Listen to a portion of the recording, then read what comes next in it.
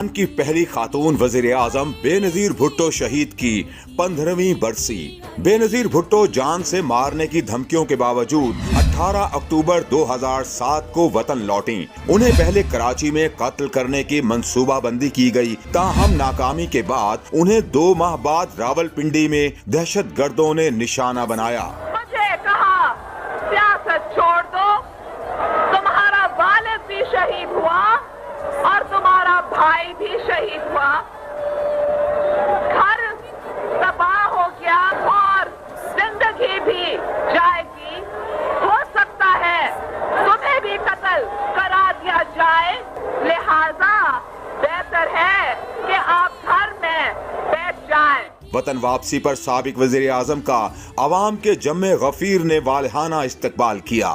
بے نظیر بھٹو کا قافلہ کراچی میں شاہراہ فیصل کارساز تک پہنچا تو یکے بعد دیگرے 2 بم دھماکوں نے خوشیاں غم میں تبدیل کر دیں۔ بے نظیر بھٹو تو اس افسوسناک واقعے میں محفوظ رہیں، البتہ 150 سے زائد افراد اس واقعے میں جان کی بازی ہار گئے۔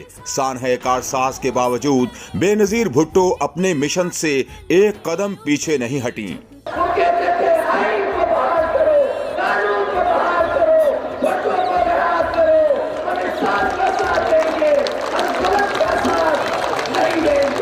سال 2008 کے عام انتخابات کے حوالے سے 27 دسمبر 2007 کو بے نظیر بھٹو راولپنڈی کے لیاقت باغ میں جلسے سے خطاب کے بعد جلسہ گاہ سے روانہ ہو رہی تھیں کہ پہلے ان پر فائرنگ کی گئی اور بعد میں خودکش دھماکہ کیا گیا جس میں وہ شہید ہو گئیں۔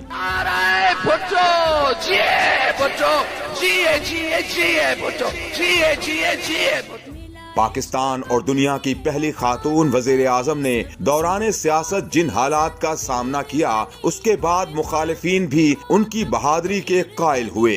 بے نظیر بھٹو کی شہادت کے بعد ان کے صاحبزادے بلاول کو پارٹی کی قیادت سونپی گئی، جبکہ آصف علی زرداری پارٹی کے شریک چیئرمین مقرر کیے گئے۔ جس نے زندگی بنائی تھی اسی نے